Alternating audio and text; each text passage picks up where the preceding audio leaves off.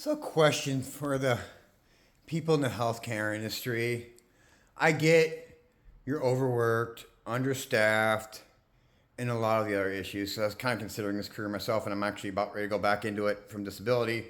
I drove truck for a living, blah, blah, blah. But my question is this is a scenario.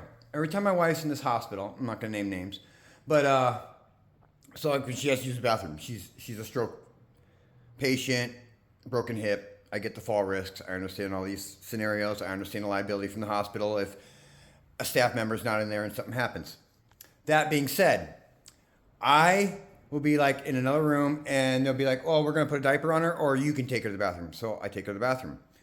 And then they transfer her to a room and I think things change. I get it. ER versus a being admitted. So we get to the room, the scenario. I've dealt with this multiple times, multiple stays.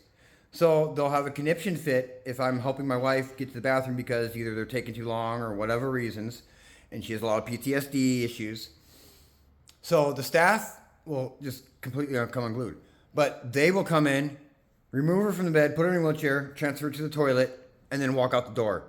So how is that any safer than me, someone who has to deal with my wife 24/7 and lift and transfer and all these other things to prevent her from falling, that sits there and monitors while she's using the restroom versus your staff member is just going to sit her on the toilet and walk out the room?